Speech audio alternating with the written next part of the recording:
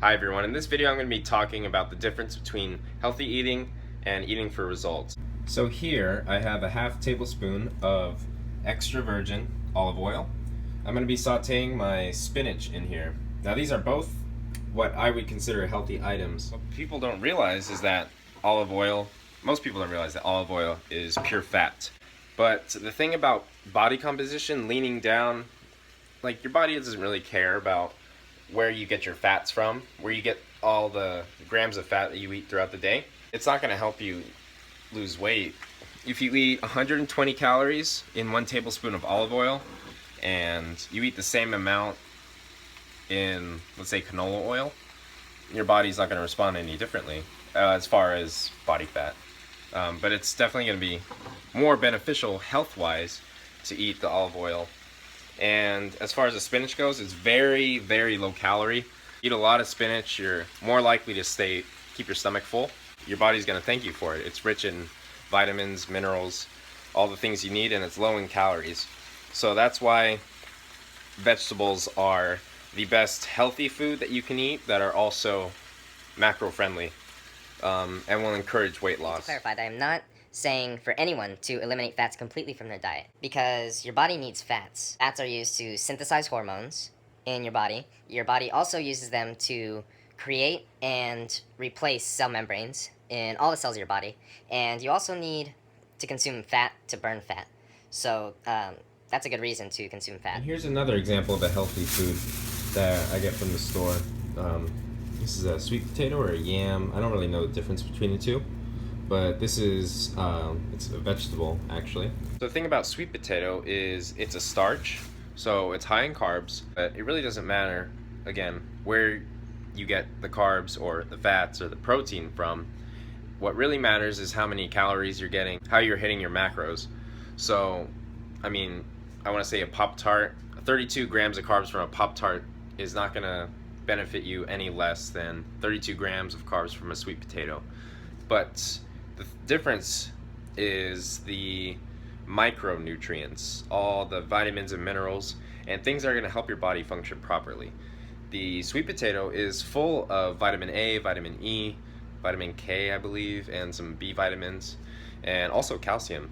So, I mean, that's going to benefit you a lot more than just a sugary Pop-Tart that has none of those things. So, eating healthy does not necessarily mean that it's low in calories and it's going to help you with your fitness goals. Another example is fruit. These are blueberries. Fruits are also very high in carbs and they're very high in sugar. So, I mean, but they're full of micronutrients as well, like vitamin C. Green, leafy vegetables like kale and spinach. If you're not counting calories, then I would just say eat as much of those as you want. Just be careful with the oils that you saute them in. You got to limit those. Also nuts. Nuts are healthy, but they're also almost completely comprised of fat. You got to watch the starchy vegetables like potatoes, sweet potatoes, because those are high in carbs. You got to be careful. You got to know how many carbs are in them. And also with fruit. Fruits are dangerous because they're completely sugar as far as macronutrients go. They're carbs, sugars. So just be careful with those. Limit how much of those you eat, limit how much oils you eat, and just go crazy with the green leafy vegetables. Now we're going to take a walk on the wild side. I'm going to show you how to make 100-calorie garlic bread. So the first thing you need is some wheat bread, or I'm using multigrain light English muffins. So I'm going to put these in the toaster, and they're 100 calories each. And I said that I'm going to make 100-calorie garlic bread, so the rest of the ingredients aren't going to include any calories. So look at all these ingredients on there. That tells you that these English muffins are very processed, thereby being not very healthy. Which brings me to my next ingredient. I'm going to use this butter spray, which is also filled with a lot of ingredients and chemicals. So, your body doesn't care about the chemicals, it only cares about the calories and the carbs and the fats and the proteins of the food that you're eating in regards to weight loss. As far as being healthy and keeping your body completely physiologically efficient, then yeah, those chemicals are going to play a part. And also the micronutrients that are in the foods that you're eating are going to play a part in how efficient your body is working. That being said, let's get started. Alright, so I got the toasted English muffin. Now I'm going to take the butter spray And spray it on top. I like to use a lot. So I'll be using this seasoning to add the flavor. This is Flavor God seasoning, garlic lover. Came in a pack of 5, I think. Here are the other ones: everything and everything spicy.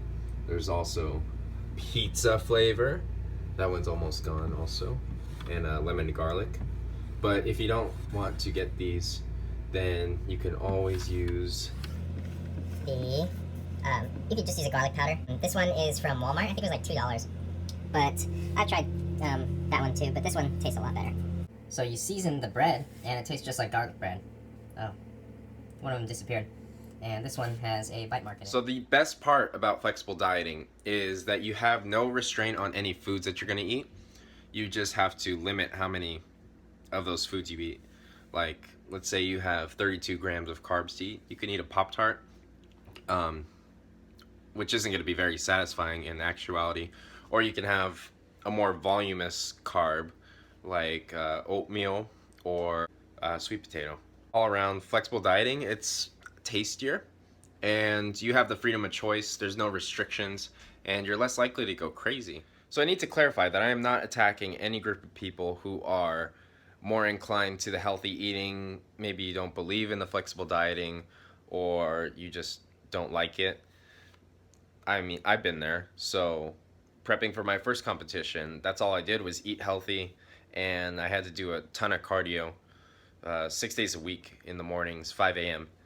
And I've also been a complete flexible dieter, ignorant to micronutrients and other important stuff. So, I mean, now I see both sides of the spectrum and found a healthy medium. I'm hitting my macros, and I'm also being better about including all the green vegetables and fruits, healthy oils, still hitting my macros, but now I'm getting all my micronutrients as well, and I'm really careful about that too. So for all you visual learners out here, these are the pros and cons of eating healthy. This is how I would learn best if I was watching this video. So, the pros of eating healthy: you're getting all your micronutrients, and because of this, your body, is running physiologically efficiently. Your bones are getting adequate amounts of calcium and vitamin D. Your skin is getting adequate amounts of beta-carotene. And your digestion is being aided by the adequate amounts of vitamins you're getting. As far as cons go, when you're eating healthy, you're on a restricted diet.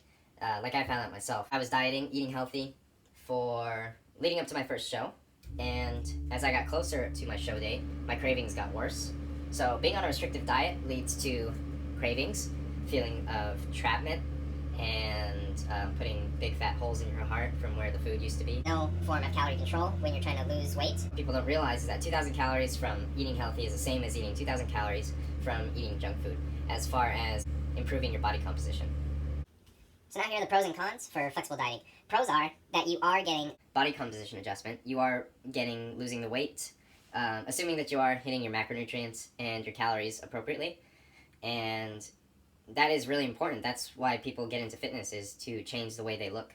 But for me, the most important part now is having the freedom of choice to, make that choice in the foods that I'm eating and not be restricted, and having someone or something tell me what I can and cannot eat. So psychologically, this is the way to go. Oh, cons are that there are no regards for micronutrients or even water consumption. As long as you hit your macronutrient numbers and you're getting adequate amounts of calories to reach your health and fitness goals, then you've already won. But what people will forget is that your body needs micronutrients to run efficiently. It may not show in your physique, but it's going to show in your health. If you're not getting adequate amounts of vitamin D and calcium, then you're more likely to get osteoporosis and bone deterioration. And if you're not getting adequate amounts of potassium, your heart's not going to work effectively. Your nerve impulses are not going to be as efficient, just to name a few. Another con is that flexible dieting is tedious. Tracking everything into your MyFitnessPal app or another food app, it is tedious. But when you're doing this, it's it's effective in knowing how many calories you're eating, tracking, getting into the habit of, counting calories in your head. Yes, it's tedious and kind of painstaking to measure out your meats, all the foods that you're eating, to know exactly how much of a food you're getting. But like I said, it's going to get you the results, and you're not restricted to certain foods when you are dieting and eating healthy. So, in my book, this is a win. Do my best to find the middle ground between the two of healthy eating and flexible dieting. So what I'll do is get a majority of my calories from healthy foods. I eat a lot of healthy foods throughout the day. Usually I eat vegetable twice a day. And what I'll do is drink a gallon of water a day. And after all that's said and done, I still haven't had enough calories to hit my calorie goals because my metabolism is so high, as I've talked about before. So I'll have some junk food throughout the day. I eat pancakes every morning, and I usually have some junk food carb source before I work out to maximize my pump, like a donut or a Pop Tart. Now, I'm not suggesting you eat any of these by any means. I'm just telling you, I'm being honest with you, and how I'm keeping my sanity. Um, when I had a restricted diet for my first competition, I had a really awful just cravings, and after my show was done, and I had a taste of freedom, I just went crazy eating all that junk food, and I couldn't stop. So what I'll do is eat most of my healthy foods, and then have some junk food throughout the day. So thank you guys for watching. I'm sorry this video was so dry. Like this video if you thought it was helpful. Comment if you have any questions about flexible dieting, healthy eating, or what I'm doing for my prep. And subscribe to my channel if you haven't already. I'll see you guys next time.